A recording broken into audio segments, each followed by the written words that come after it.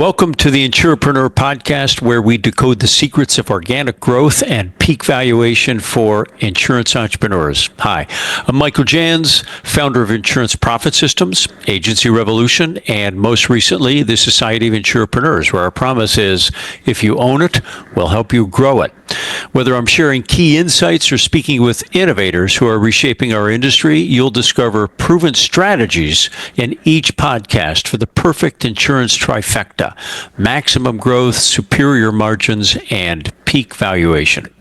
Hey, everybody, this is Michael Jans, and I'm delighted and honored and really all those good feelings that you get when you have an opportunity to do something special. And in this case, that opportunity is it's a chance to ask clearly one of the leaders of the independent insurance agency system some questions. And we're doing it at a unique time, in as much as our guest, Mike Becker, the CEO and Executive Vice President of the National Association of Professional Insurance Agents, is leaving his post. And I think largely leaving this industry.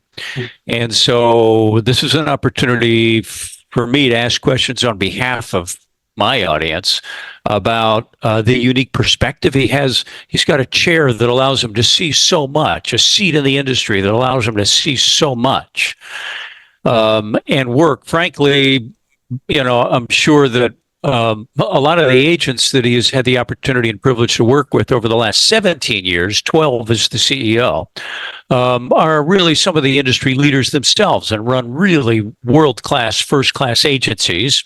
I know that because some of them have been my clients.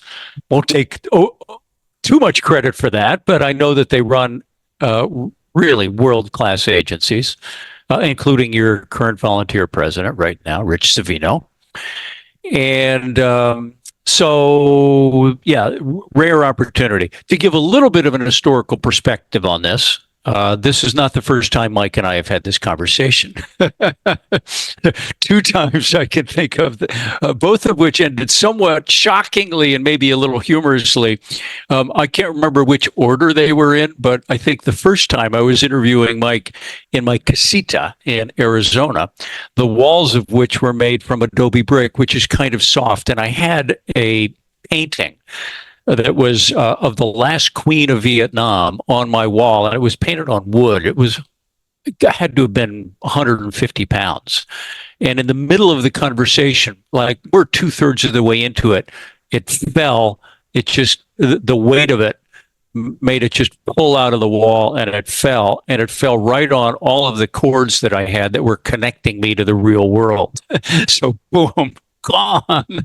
So then at some point, and it isn't easy to get on Mike's calendar, we rescheduled it, and he was in Alexandria, and it just happened to coincide with when the internet went out in Alexandria, Virginia. So when Mike and I get together, we are a couple of salmon swimming upstream. So in any case, Mike, thank you very much. And I realize with the eclipse coming, anything could happen, but thanks. We're taking some risk. Thanks for joining us today. Well, it's my pleasure. It's always a treat to spend some time with you. Thank you. Appreciate that. I guess a little more perspective, historical perspective. I had a position that was at least in the same world and universe as Mike. I didn't run the National Association, but I was the CEO and Executive Vice President of the West Coast affiliates of the PIA many, many years ago. And that was my launch into this industry and the beginning of my love affair with the independent insurance agency system. So, Mike, just to kind of put this into perspective, as this conversation rolls on, I would like to gain some kind of personal insights from you on your retrospective on your career in the industry, maybe some of the biggest challenges and maybe some of your biggest accomplishments. But I'd like to start sort of big picture. As I mentioned, you have such a unique position in the industry, working with and really serving nobody but independent insurance agencies and doing it in one of the major national trade associations. So I'm going to ask with sort of big, I'm going to start with a big picture question. As you reflect on your past 17 years, and again, 12 as the CEO, what do you see as I'm asking this because the past often informs the future and shows a direction. What do you see as the most significant changes and trends that have affected our industry? And then the follow-up will be, what does that mean about the future? Good question. And I'll preface this by saying Michael and I did not plan this in the sense of everything is unscripted here. So you'll kind of get the truth of everything here. Yeah, and that's a good question. Some of these things I'll tell you are almost cliche, but I think, from when I came in the industry, technology's driven so much. And for us on the association side, when we look at how technology is affecting our members, one of the things that when we ask our members, what's one of the greatest values that you receive out of PIA? There's a selfish element, right? Because we want to turn that around and try and bring in more members based on that value proposition. And one of the things that we always hear is networking. And technology's impacted networking because the walls, if you will, the geographic walls between agencies have been taken down. You can connect electronically now, not just with the agencies in your community, but from across the country. And agents are doing that now. But that technology's developed much, much further than just the impact on networking agent to agent. But consumer behaviors have changed. In turn, member behavior and what they expect out of an association, just like customers are expecting different services or different experiences, I would say, with agencies have changed. And that's been one of the biggest impacts that I've seen is the rate of change and the impact of that change and seeing firsthand how agents are trying to really overcome that or really stay ahead of the curve. We just did PIA for several years. We partnered with Property Casualty 360 on an agent survey, and it just came out that 45% of agencies are saying that's where AI can come into play. Is the data is understanding your clients more, but not every agency. Far from it, actually, is taking advantage of the tools out there. I don't think they know how to, because it's overwhelming. And it's Yeah. where do you begin? And if you're an agency owner, especially a small or mid-sized agency, it's part of your day strategic thinking. The other is changing the light bulbs in the agency, and it's trying to find the time to sit down to figure out how to deploy these sorts of technology. And then the other thing, and we can talk about both these, Michael, is M&A activity has really impacted agencies, and we can do a little bit of a deeper dive into what that really means. Okay. Yes, I will. I want to ask That has you. impacted agents, and it's impacted the industry. I'm going to ask you a controversial question about that, but so I'm going to put a bookmark in that. In regards to technology, I'm asking this in part because you're also an association professional, not just an industry professional. So you came into this industry 17 years ago, and that was, certainly in the general sort of time frame when technology literally just took off, right? The internet, as we know, the internet changed everything. And it, while changing consumer behavior, changing the way people can communicate with each other, changing the way people can market to their the marketplace of their choice, the way it eliminated geographic boundaries, the change has been dramatic. It not only did that, but it also changed entire industries. And we kind of look back and maybe take that for granted. Somehow, and so I'll give you an example, Mr. Association Executive. You're probably aware that the travel agency industry really did change very dramatically with the introduction of the internet. I did research on this, ages ago for one of my annual boot camps, kind of as a way to alert people to the fact that the world is changing and you need to get with it. My research then indicated that there were like roughly 40,000 travel agencies, right? So when you drove by a strip mall, there was always somebody with a picture of Jamaica or something, right? So now, of course, you don't, right? That ain't there. And so my research then indicated that the industry shrunk from 40,000 to be around 14,000 viable entities.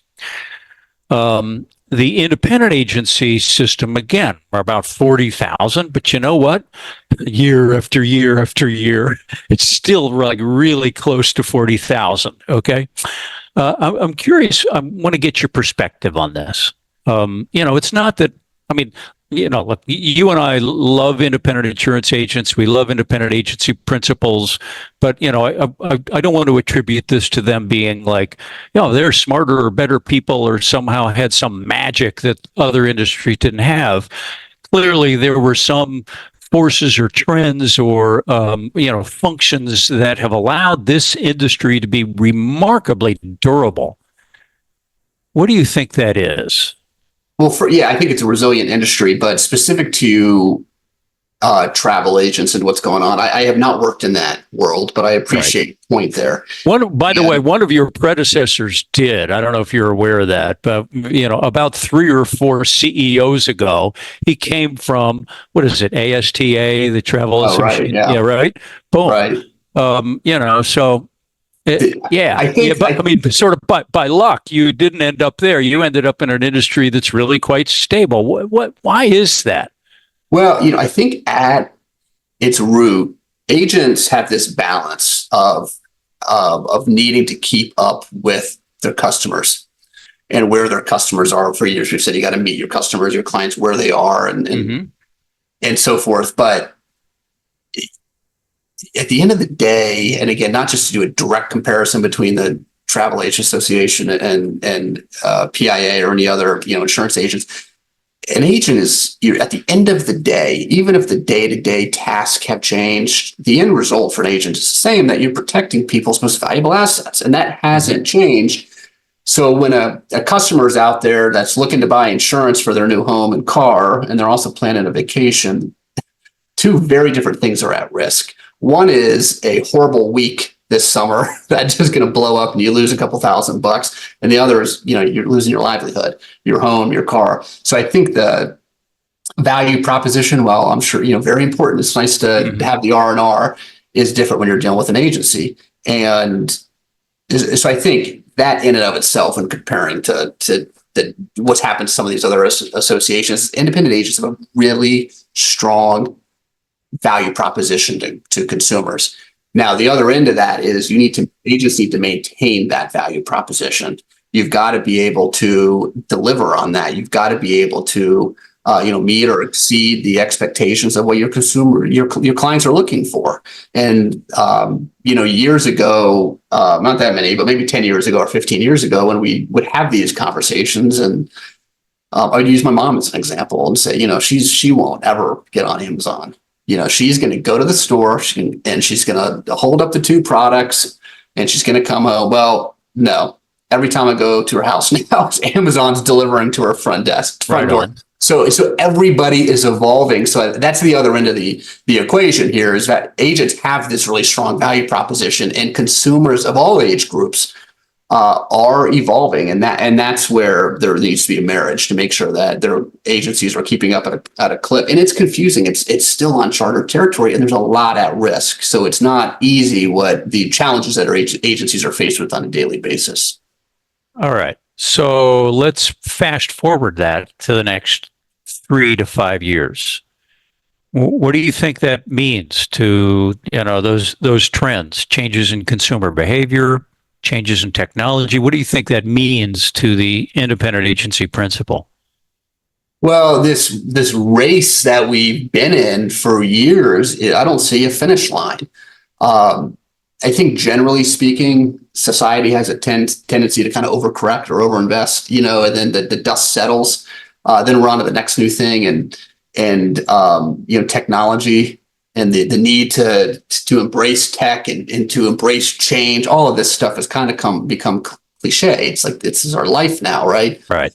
But in the next couple of years, it should. What's the new level of technology? And what's everyone talking about now? But is AI? Yeah, I mean, what one certainly could argue, or believe the arguments that that whereas the internet was obviously a game changer, AI may be a 10x game changer.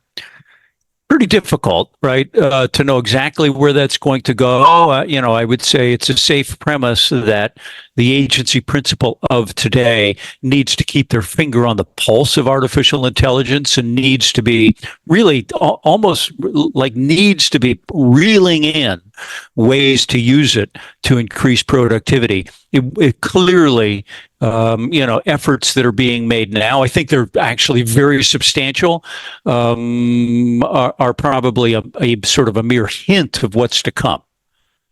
But yeah, I think so. I mean, there's more and more development into the AI technology, and there's part of this that is a lot of this is out of our control, right? But part of it that's a little bit of an unknown is the regulatory environment of if you have the technology, and there is technology, there are solutions, I'll call them, out there right now that can be customer facing, can answer the phone and direct calls and do outbound calling, right? Sure. Engage in conversations. All of that. But at some point, the regulators will catch up to this. And who knows where that line is going to be. But I think, again, what does this really mean to agents? I think is it's important to not sit and wait to see what happens.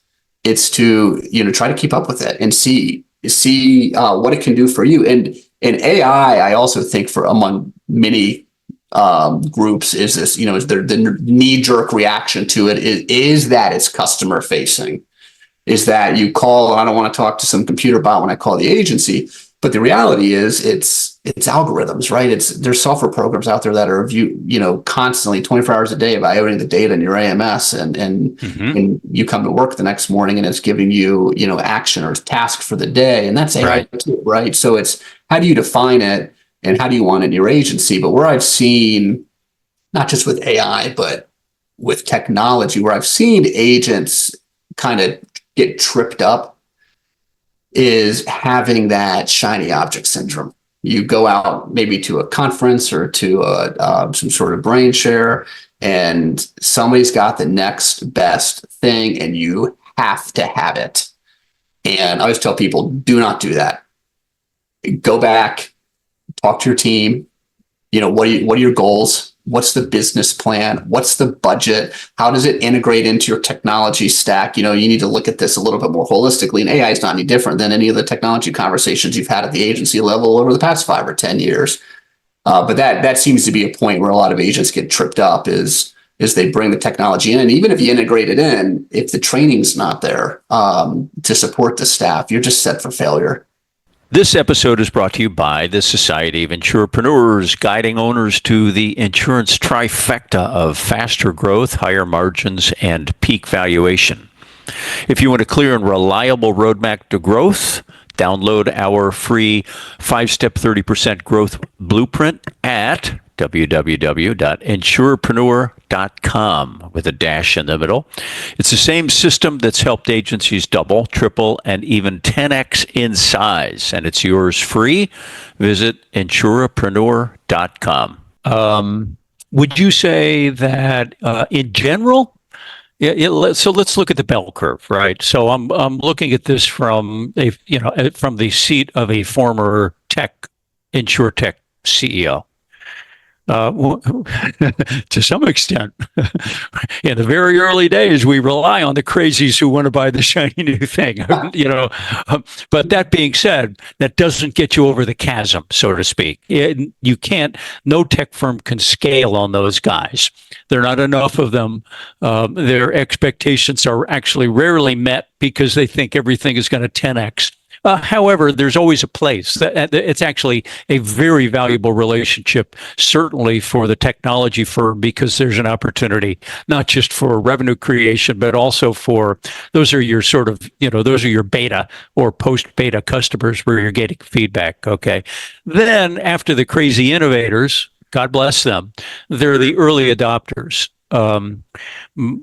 So I'm curious what you have seen, and we've probably seen it all over the map, but it does strike me that the healthy place for an agency to participate is in that early adoption phase, and certainly not. I think generally it's a poor reflection, and it reflects poorly on the finances of the sort of the growth of the agency if they're late adopters on the downslope of the bell curve. It strikes me that being knowledgeable about technology, having an intelligent approach to it, having a buying strategy is valuable. So I'm curious, if you would share your observations about how well this industry has done adopting contemporary technologies.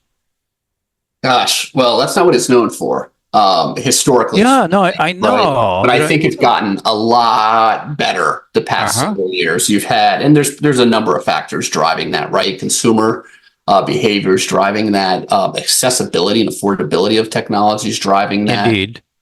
You have just natural generational changes. More millennials who digital natives who are running independent insurance agencies. Absolutely. And influencing the ones who are not millennials. Absolutely. There's just natural changes occurring.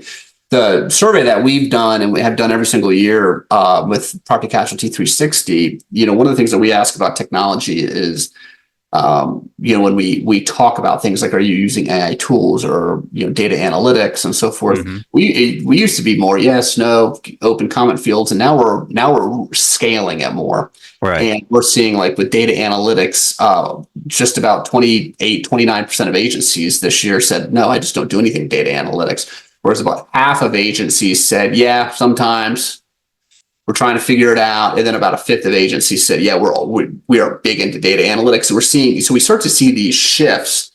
Seeing the same thing with AI. 60% of agencies said, no, I have nothing to do with AI. Right. About a third of them said, yeah, I'm dipping my toe in the water more. I'm trying to learn what this is. And it was less than 5% that said, yeah, we basically integrated into the agency.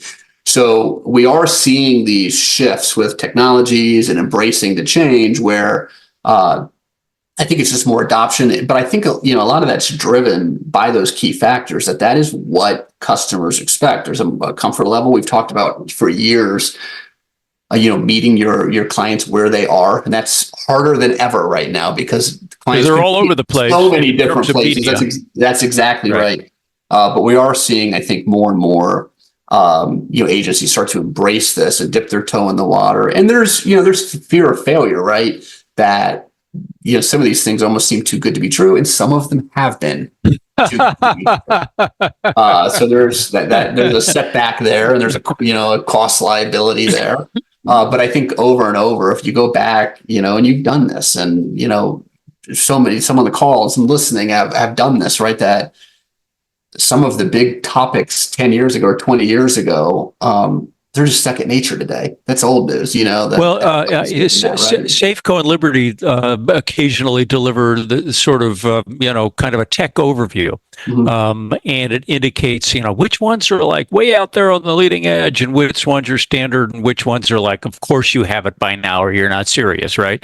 And so I recall like one of the early versions, marketing automation, AKA Agency Revolution. That was one of the crazy ones sort of out there on the leading edge. And now, boom, yes, being able to communicate elegantly with your existing customer base and using automation to support that, that's like standard operating procedure. Mm-hmm. And so we are seeing the sort of, it takes a little longer than yes, a tech CEO wants everybody to adopt it right now because it makes so much sense. But there is a sort of a waking up period and an embracing period that can take some time. That said, I think you and I are probably agreeing that the industry overall, certainly the people that I run into, they're much more open to recognizing the power of technology, right? They want to show up with a power saw, not a handsaw. Yeah, absolutely. And like I said, I think it's just becoming more second nature. You know, probably 5 or 8 years ago, I remember talking about online presence with agencies and things like Google reviews, websites. 9% of agencies in our recent survey said we don't even have a website, but which is down and it's improving. But things like social media or online reviews, all this stuff is changing. And I remember I had an agent from Minnesota ask me in this presentation. She said, "Do you mean to tell me that if I get a Facebook page or something of the like, I will sell more insurance?" I said, "Well, I'm not sure it's there's a direct correlation, but what I can tell you is that consumers these days are, and this was several years ago, I think it's still true today, they are determining their relevance, with what's important to them. Online presence or reviews are really important to consumers. And, the example I use, if you're looking for a CPA as an example, and you have someone on some GeoCities under construction website, that old guy with the shovel, or you Right. got a slick website, who do you want to do business with? And it's what's relevant to customers today, and technology. As much as I think there's a buzzword element behind it, it's important to consumers, and agents get that. This industry is tried and tested, and for years, for decades, there's been these reports out there that this is the end of the independent agent, and that's just not true. And with the amount of change and technology solutions that have come and are coming to the industry, I firmly believe that the ultimate impact that's going to have is it's just going to change what the agent does on a daily basis. It's some of the more inefficient tasks that an agents or CSRs or whomever are spending their time on a daily basis. I think that's where the solutions will go in the future, whether it's 5 years or 10 years or 20 years. Agents are going to be still doing what they're doing, but their day might look a little bit different, or how they're accomplishing those things. I don't think they're, by any stretch of the imagination, going away. If there's any truth to that, this would have happened decades ago when these reports started to come out. Let me share a comment with you that was made to me in this same space when I was interviewing Dale Steinke at Safeco and Liberty. He'd indicated that according to their most recent research, agencies that are heavily invested in technology grew 70% faster. Clearly, I believe that. I've seen a lot of it. I have wondered, however, since then, how much of that is causal and how much of it is correlative? So, in other words, is the technology always causing the growth? Or is it that the nature of an agency that's willing to invest in contemporary technology is the kind of agency that is able to execute on growth principles in general? I think it's the sort of obvious answer. It's somewhere in between.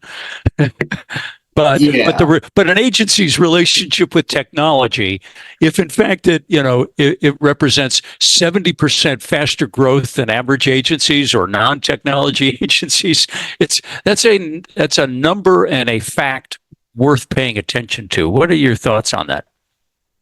I would agree with your assessment that it's somewhere in between. But I would tell you this: I think there's other factors at play. Who's the customer base?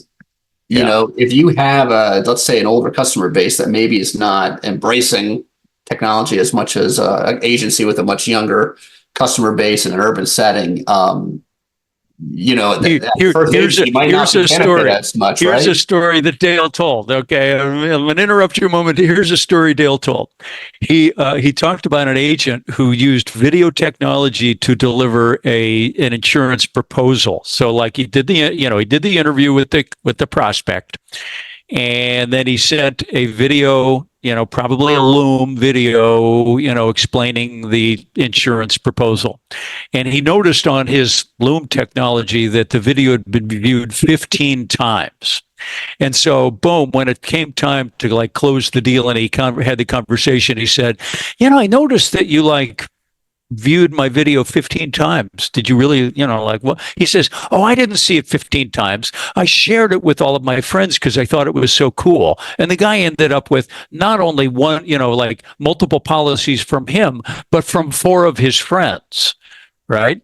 And so I think, yeah, I'll ask you to comment on that. But, with sort of, my thought on it is, people like technology that connects with them as a human being, and seeing a video and hearing a voice and being a real person allows us to do that in a really powerful way. Right. So maybe this guy, as usual, like called 3 other agents, to shop around, but this was the only agent who like showed up on his computer and like, boom, delivered humanity. Yeah, I think, and that's where it gets difficult, right? Because I'm not sure there's a secret sauce as much as there's best practices and guidelines, but there's not one thing you have to do, and that's where it comes to meeting your clients. Well, and that's going to be dependent on probably their own personal preferences, the community in which you serve, and so forth. But there's other, when it comes to the benefit of technology or the availability of technology, I think there's other things too. And the front end of this conversation, I mentioned M&A activity, and some of these larger agencies that are buying up these smaller agencies, they tend to have more access to technology. There's and likely growth. So, because there's power in numbers, right? So when you made the comment about, what's driving that growth, is it the technology causing that? I think there's other factors. I think there's a lot more to that onion that you need to peel back to understand, because I think there's so many other elements at play. Let's talk about what makes this messy. Well, clearly, yes. There's there's an element, there's a segment of this industry, probably like every other entrepreneurial, sort of owner-based small business industry, that's attracted to growth principles, right? And I have the great pleasure of, hopefully working with some of them because it's fun. That being said, I need to circle back on something you had mentioned. Clearly technology, big trend, but also all the M&A activity. And that M&A activity over the last 15 plus years really has largely been driven by the investments of the private equity industry and the high multiples that they're willing to pay. They've recognized the economic beauty of an industry that's built on recurring income, right? It's so different. I mean, it's like one of the great best kept secrets in the American economy, right? However, so I'm going to ask a question that it's interesting to me. It's interesting probably to you as an association executive, but also might be interesting to some of our, to like certainly my clients and our listeners who are still competing in the real world of insurance. So number one, my research seems to indicate that a lot of the private equity owned insurance agencies are experiencing negative organic growth, right? So in spite of the fact that they have this great opportunity with all these resources, their organic growth is not going up. It's slightly negative for many of them on a whole. And my concern is this. When an agency is locally owned and, or a family owned agency, or, multiple partners they own it, their skin's in the game. And so the owner operator is, a true insura-preneur by my definition. Their skin is in the game. And so they're really motivated to grow that thing. That's what, they've got a vision for how they can do that. And they know that there are benefits to them, to their community, to their family, to their employees. And so there's a lot of motivation there. Now, boom, we sell it. And the ownership is in some other city.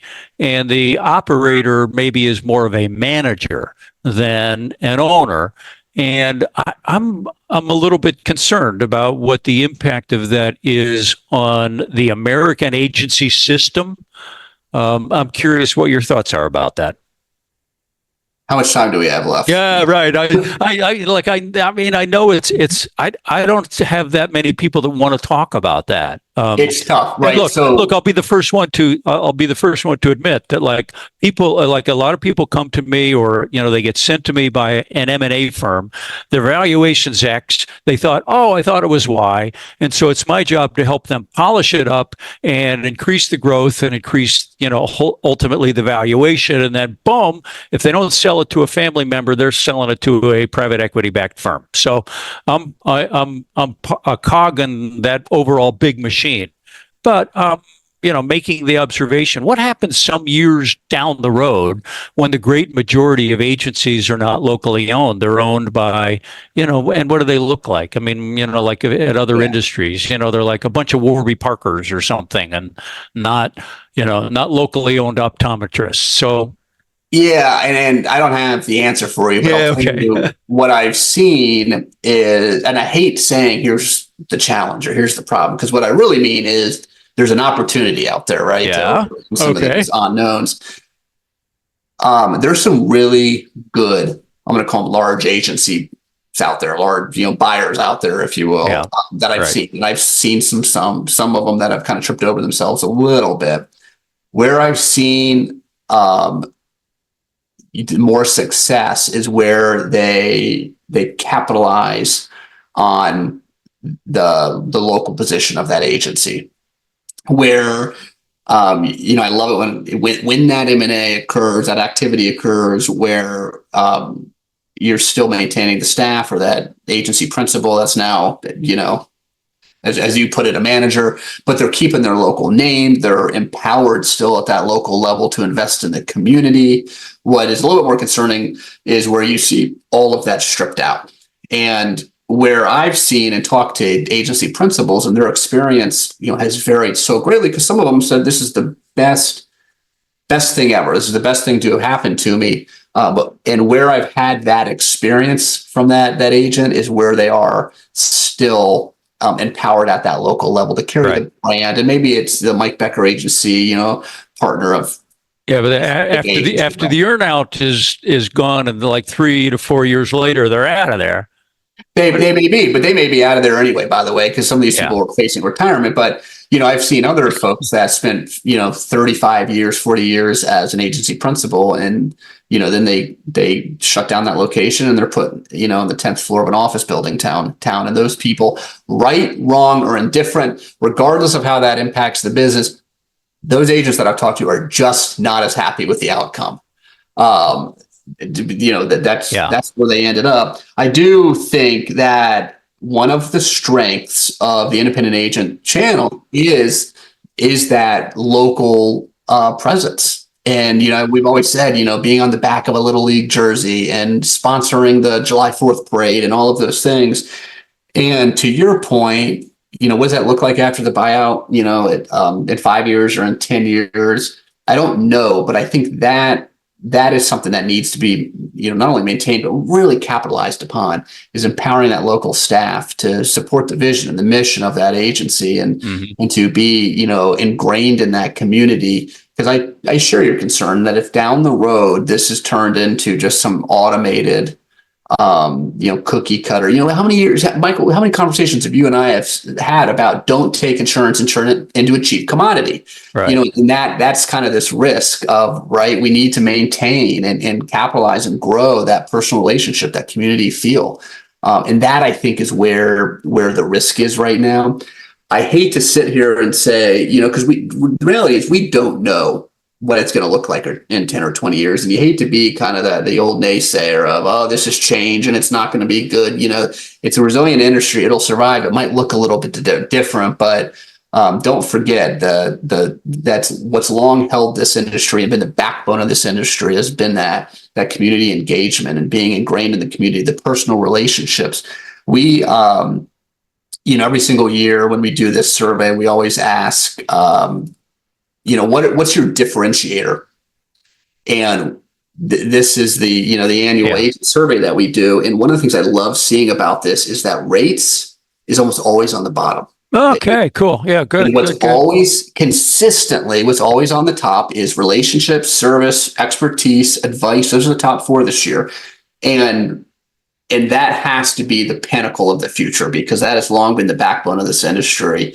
Well, it's what the agency system is better at, right? Absolutely. We shouldn't be getting price shopper, but anyway, that's a big strategic I question. agree with you. I agree with you. And I think that's, when you're looking at a balance sheet, 10 states away, this has to be the focus of that conversation. Right. And some of these large agencies are doing just that. I think they're doing quite well at that. And I hope the others follow. I have two questions left for you. Sure. And I'm saying that because I'm going to ask you one question, but I want to preserve a little time for the second question. And then if the members of our live studio audience want to pipe in with a question, I'll encourage them, raise your little digital hands and I'll get to you at the end. Okay. So the second question is going to be a little bit personal about your reflection on your 17 years in the industry and before you move on. But the first question is a little more practical, tactical, or strategic. And that is, given everything that we've talked about so far and given your perspective on where the industry is headed, what advice would you give to the owners of the independent agency system? How should they behave? How should they operate strategically? What should they be aware of? What should they be doing? That's a good question. I think I'm going to tell you something maybe a little unconventional here. It's because it's not going to be about the insurance industry or this embrace technology or change. I think we really have to take care of ourselves, and here's what I mean by that. If you look particularly since COVID, and there's lots of studies out there on this, employee satisfaction has tanked. Workers in this country are not happy. They want more. They want more of a work-life balance, and they define work very differently. They just aren't satisfied. They aren't happy. And financial services in particular, hospitality's tanked. And at the end of the day, the people are the best thing this industry has going.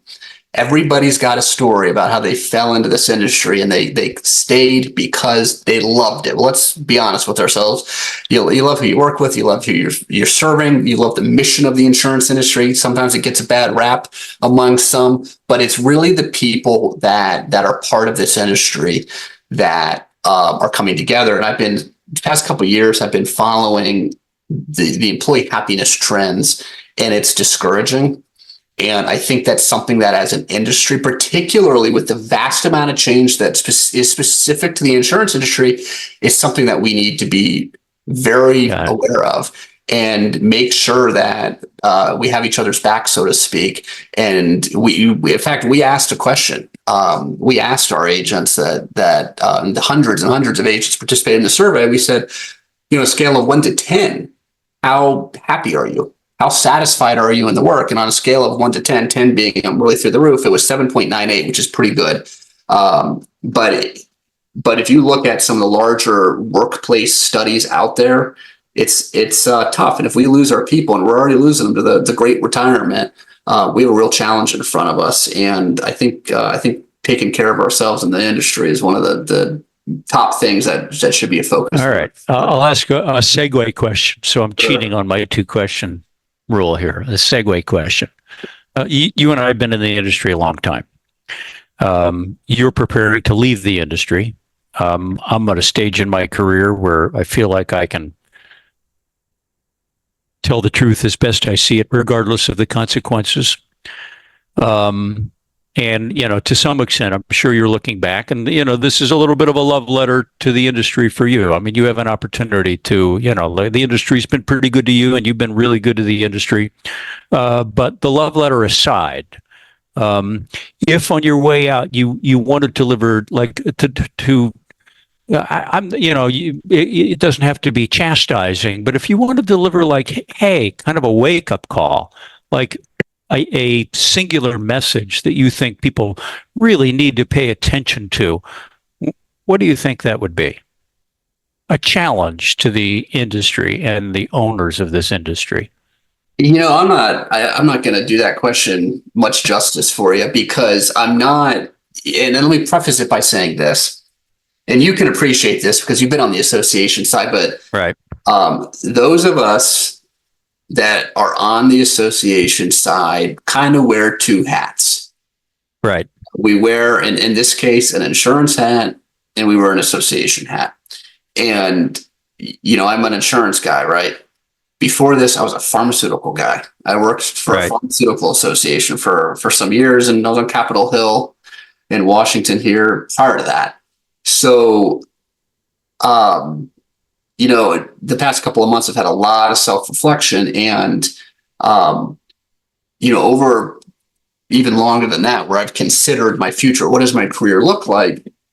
I never felt, I just never felt like I was a good place to leave. But I'll tell you that after a lot of self-reflection, an opportunity had shown up it's in the association space. It'll be out there soon enough. But I'm staying, I'm going to continue wearing my association hat, and all the opportunity to lead another national association. It's just not on the insurance. So that's kind of where my career has been. Right. It's been a 17-year, really enjoyable stop in the association industry, but I'm continuing on, my career trajectory on the association side. So I tell you that because, I have a lot of comfort in leaving the industry, and I have a lot of comfort in leaving PIA because PIA is in a really great, strong position right now. And Congratulations. Well, thank you. Yeah. It gives me a lot of peace of mind knowing that it's, it's time for me to move on. But I tell you that because I'm not leaving, in any sort of frustration or angst of, thanks for setting the question up, Michael. Here's what I have to say. That's just not the case. Yeah. It's actually been, it was a really emotional decision for me because I am so people oriented, and my community of leaders through PIA, through our executive committee, through our board and our affiliates and our members across the country have such strong relationships with me. That was the hardest part of the decision. So I don't have this wake up call to deliver. Okay. I don't. It's just not out of anger. It's really a kind of a decision out of love. But I don't. The industry. I can tell you this much from my insurance, my association colleagues and other industries. Every industry is going through this stuff. Not unique to insurance. Every industry is trying to figure out, how do you manage employees? How do you find and retain employees? How do you meet customers, where they need to be met? What's the right level of insurance of technology? And so I hate to be the bearer of bad news. It's just not unique to the industry. It's very, very important to the insurance industry, but it's something that every industry is dealing with. So I think, keep trucking forward and if nothing else, keep evolving and learning. So not unique, but certainly to an agency owner, quite personal. And I think a couple of the key points you've said is, one, keep your finger on the pulse of technology and use it appropriately. And two, you'd indicate, and I think this is really valuable, is to take care of the people, take care of ourselves, but also take care of the people. So in other words, Absolutely. it's often, we're thinking marketing is creating an agency that's highly desirable to the marketplace, but also our most important quote unquote market are the members of our team, because they really are the engine that gets us to the next level. And so we want to take care of them. Okay. I do have, just this final question. You've been in the industry 17 years. You've been a leader in the industry, in the C-suite for 12 years. When you look back, Mike, and clearly, as we've discussed, this has been an interesting period, with some turbulence and, as you said, a rate of change that we've never seen before. When you look back, at maybe some of the challenges and some of those things that have given you, maybe some deep satisfaction, some accomplishments. What stands out in your mind? I'd love to give credit where credit's due. And I can't remember who told me this, and I wish I could, but several years ago, somebody told me, they said, if you look back at an organization, and it could be an association, it could be your own agency. They said, if you look back at it just in 5-year increments, and say, compare them. If it's pretty much the same animal, within those 5 years, you're probably doing something wrong. you've got to be able to evolve. You've got to be able to change. You got to keep up. And if you say, no, we're about where we were 5 years ago, then you probably need to step on the gas a little bit more.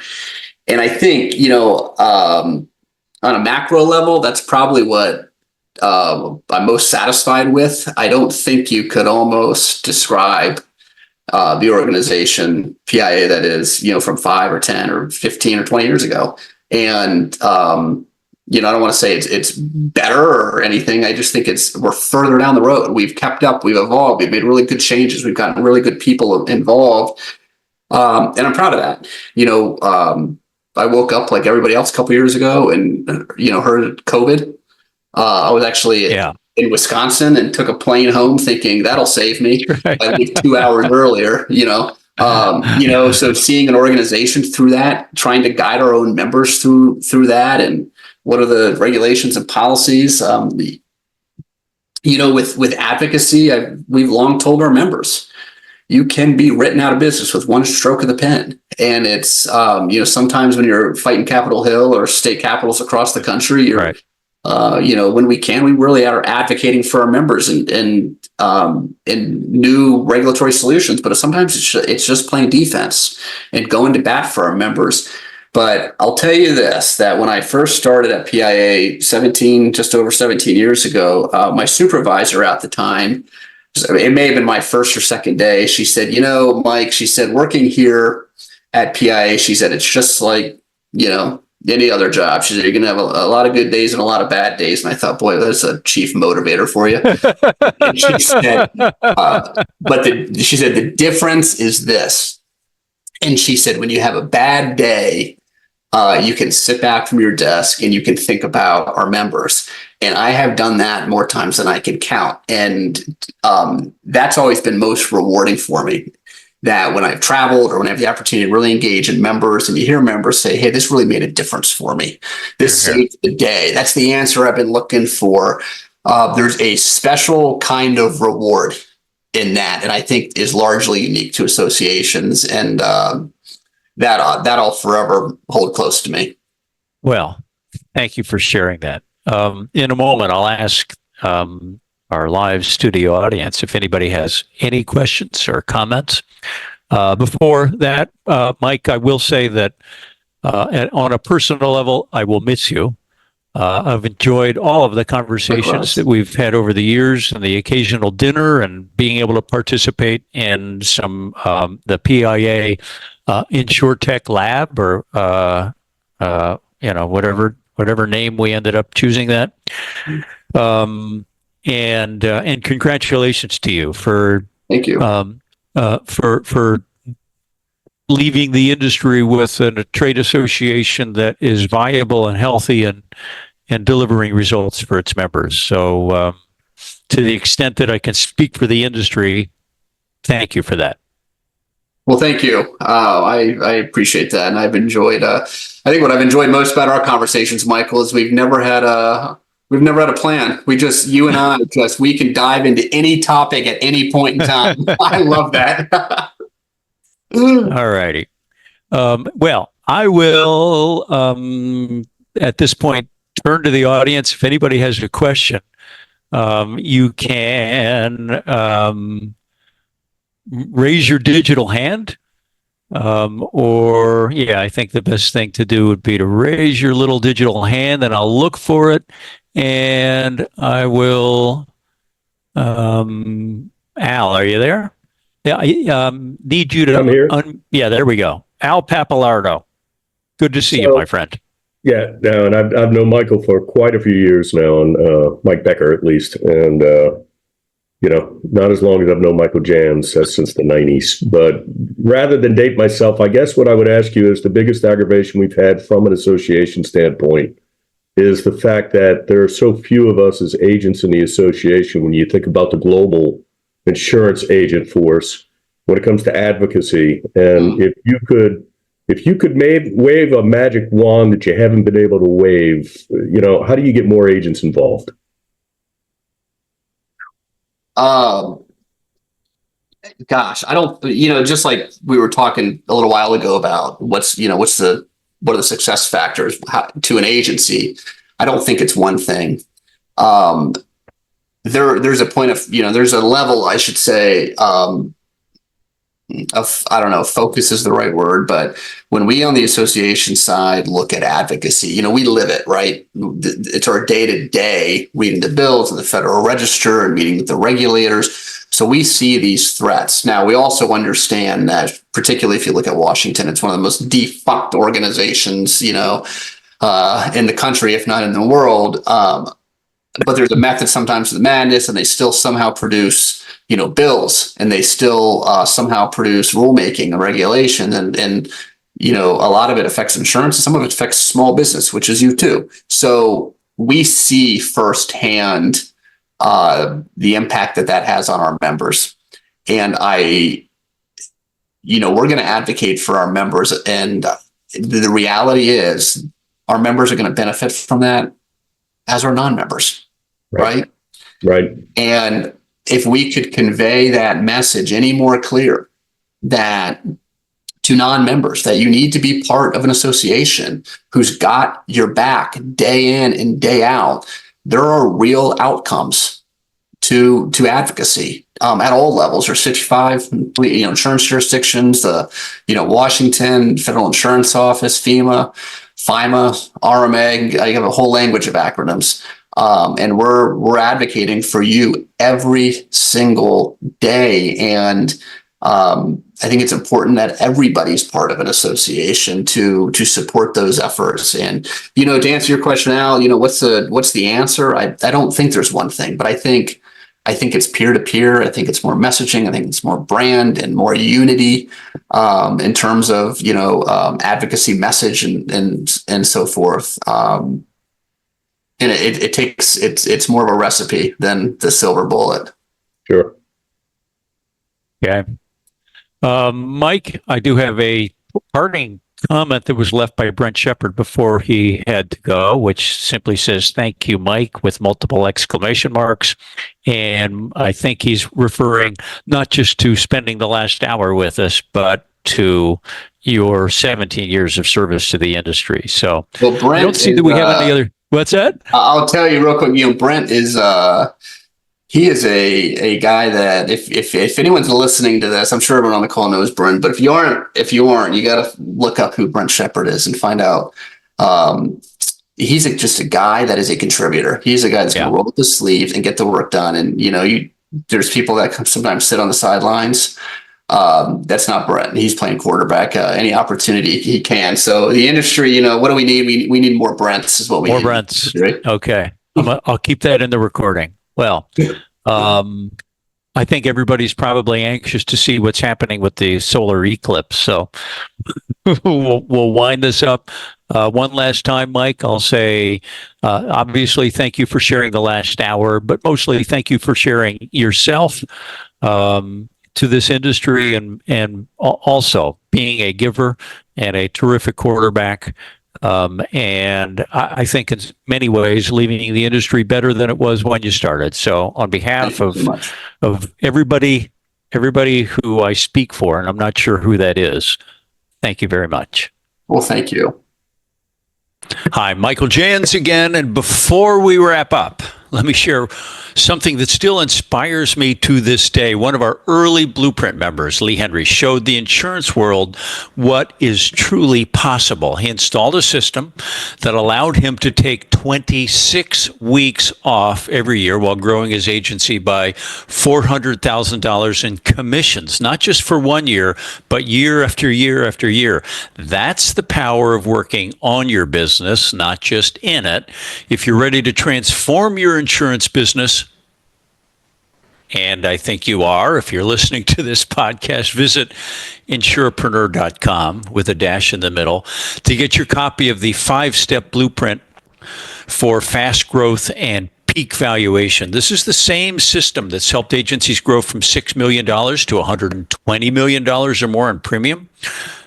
Please don't let another day go by without exploring what's possible for your agency. Head to Insura-Preneur.com and download the blueprint. Meanwhile, keep challenging the status quo and don't just beat your own records, beat industry records. Build a business that gives you and your family the life of your dreams. This is Michael Jans, and you've been listening to the Insura-Preneur podcast. And remember, Insura-Preneur has a dash in the middle. So go dash there and get a copy of your blueprint. Talk to you soon.